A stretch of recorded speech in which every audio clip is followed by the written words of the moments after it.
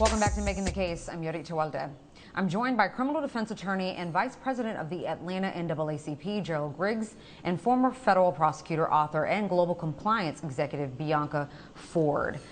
Glad to have you both on. We've got a lot of legal ground to cover, so let's get to it. Starting with the case of Rodney Reed, right here out of Texas. For those who may not be familiar with the case, here's a brief rundown. In 1998, Reed, a black man, was convicted of the rape and murder of a white woman, Stacey Stites, with whom he was having a consensual sexual relationship, and sentenced to death almost 2 years ago. Just before he was set to be executed, the Texas Criminal Court of Appeals issued an indefinite stay of execution following a massive social media campaign. Now, the lower court is holding an evidentiary hearing to determine whether Reed should get a new trial. The defense theory is that Stites was killed by her fiance, a man by the name of Jimmy Fenn, who was a white cop who was aware that she was sleeping with Reed.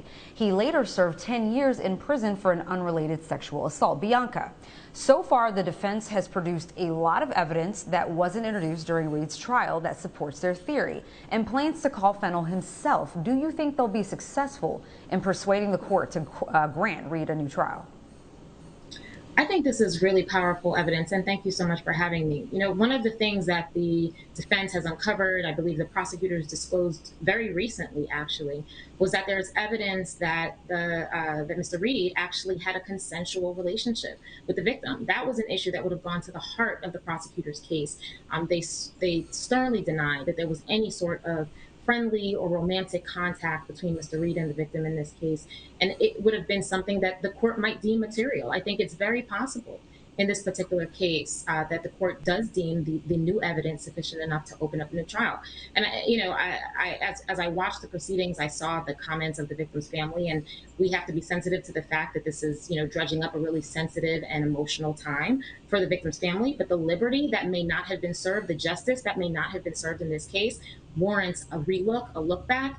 And to the extent that Brady evidence was suppressed, that is a separate discussion and will have to be addressed by the court as well. Gerald, when the judge was considering Reed's sentence in this case back in 1998, he took into account that Reed had been tried and acquitted of rape in a separate incident and that he was also suspected of rape in a different case. If granted a new trial, do you think the publicity surrounding those cases will have a similar negative impact? I don't think so. I think in this new era of DNA testing, of revisiting these type of cases, I think that there will be a different air around this one. Mr. Reed has had a substantial social media campaign pushing this particular case. I think a lot of evidence has come out that was not there before, specifically the lack of DNA testing on the belt, which is alleged to have been a murder weapon. So I believe that those facts will mitigate against any prior instances that we may have had. This case is going to be about the facts in this case, and I think the defense is doing a great job putting out the evidence that will hopefully mitigate and get him in the trial. I think the facts are just here. So I'm looking forward to seeing the rest of the evidence. Bianca, do you think if the prosecution loses this hearing that they could offer Reed a plea deal? And if so, should he consider taking it to avoid the negative pitfalls, of course, of trial, of going to trial and admit to a crime he's claimed to be innocent of this whole time? The prosecutor has immense discretion, as I know that they could take whatever course that they want to take. I think at this juncture, that's a hard question, and it will be up to Mr. Reed to decide.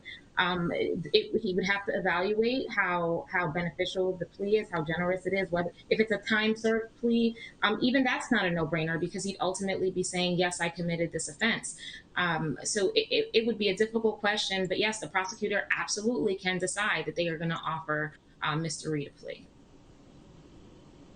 All right, guys, turning now to another case that's getting a lot of attention right now. A video of an NYPD officer tasing a young black man on a subway car in Manhattan last week. Here's a video that was recorded with a bystander's cell phone. According to the witness, the NYPD said that the man, now identified as David Crowell, didn't pay his subway fare, all of $2.75. But other passengers said that he did, in fact, pay. You can see about 10 NYPD officers rushing in as other passengers run to different cars. And at the time, Mr. Crowell is tased, and it looks like he has his hands behind his back, ready to be cuffed. Then there's a second video that may tell a different story. Now, we're going to play that and get our legal experts to weigh in when we come back from this quick break. This is Making the Case.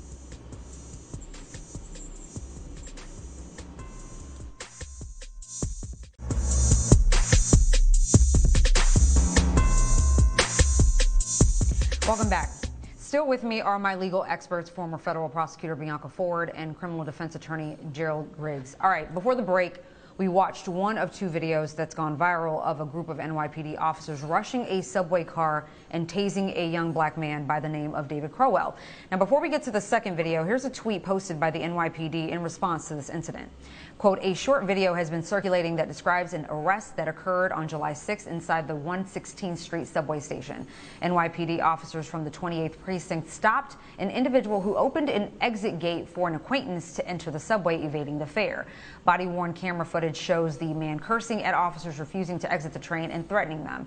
With additional officers on scene, the man continued to resist arrest, prompting the use of a taser. He was subsequently taken into custody. Now, take a look at the body cam footage they're referring to.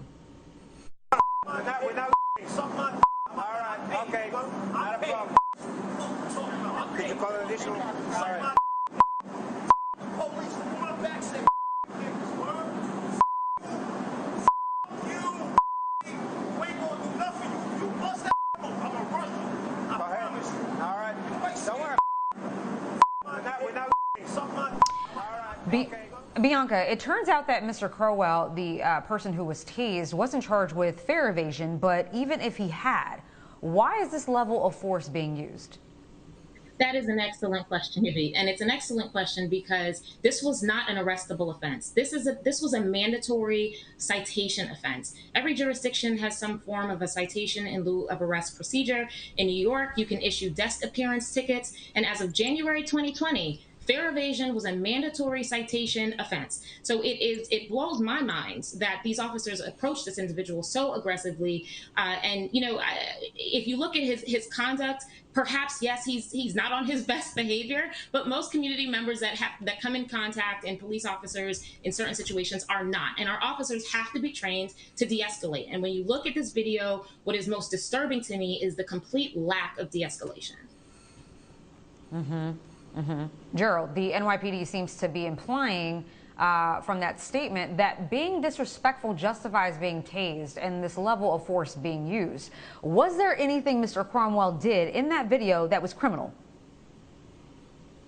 Absolutely not. I mean, maybe disorderly conduct for some of the language, but it did not need to escalate to the point where you have his hands behind his back, you're holding him, and then you tase him. I mean, at the point that they had him subdued, they could have put the handcuffs on his wrist and behind his back and taken him into custody. They were holding him. He looked as though he was giving up, and then they tased him. So I understand the police's attempt to try to justify this, but it's just making it appear even worse. You're telling us that what we saw with our eyes, we did not actually see, and that's the problem in this whole incident. They should have de-escalated better. Bianca, do you think part of the issue here is that there are just simply too many cops patrolling the subway, or just too many cops on the street, period? You know, I think the primary problem is that we are not training police officers to deal with all the circumstances that they deal with, and we're also not being intentional about helping police departments suss out bias. We're not holding rogue officers accountable in the ways that we should, and the combination of those things results in these aggressive encounters in certain communities, especially.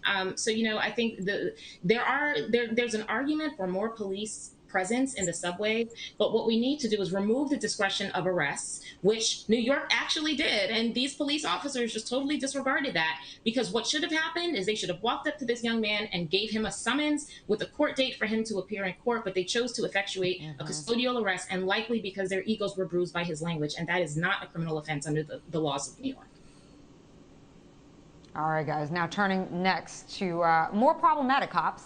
In Illinois, a group of 90 people are seeking to have their criminal convictions overturned after the police officers who arrested them were convicted of fraud in 2013. Apparently, prosecutors ignored their request, so they're taking the matter before a judge. Gerald, This isn't just happening in Illinois, where cops plant evidence, lie under oath, or in a report. This is happening in departments all over the country. What's the immediate solution for these individuals who've had their lives turned upside down because of these dirty cops?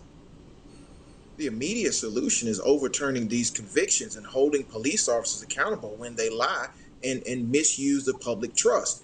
When you are using deceptive tactics, planting evidence, and overall railroading individuals, you need to be held accountable. It's not just happening in Illinois, it's not just happening in Philadelphia, it's not just happening in Atlanta, it's happening around the country. And this is exactly why last year en masse we had the biggest protest in the history of this country, because people want police accountability. And it starts by removing individuals that violate the public trust and expunging and removing the stain of criminality on people that have been railroaded. Bianca, prosecutors, they play a huge role in all of this. You know this as a former federal prosecutor. What can they do to make sure convictions aren't tainted by bad cops? Yeah.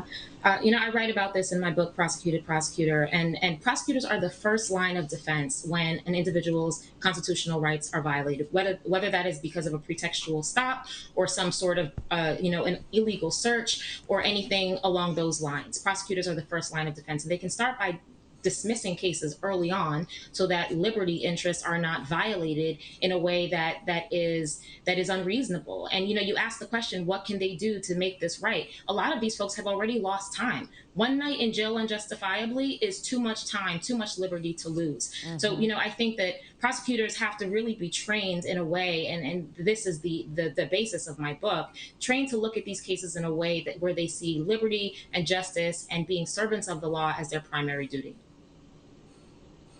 All right, guys, I want to get your final thoughts on a case out of Philadelphia where a cop deleted footage from a cell phone belonging to the person he had placed under arrest. Gerald, this is a very clear example of a police officer obstructing justice. Luckily for this young man, the officer clearly forgot he was wearing a body cam that caught him in the act. But for those who aren't so lucky, how can someone defend themselves before the court against the word of a cop? And that's why we have apps that protect against this, like Legal Equalizer app, which actually uploads the video into the cloud in real time so it can't be deleted. But when you have instances like this is when you need the prosecutor to step forward and push back on this type of behavior. You need police chiefs to hold officers accountable for destroying evidence or planting evidence. This is a clear sign that individuals are flouting the law and they have to be held accountable. So I think in this particular case, we have to punish this particular officer to the fullest extent of the law because he's destroying evidence, he's obstructing justice. Mm-hmm. Now, Bianca, this type of misconduct seems to be ingrained in police culture, which makes it hard to think about how the public can restore its faith in police, or could it ever? Where do we go from here? It's a difficult question. And, I've worked with some very respectable police officers over the course of my career.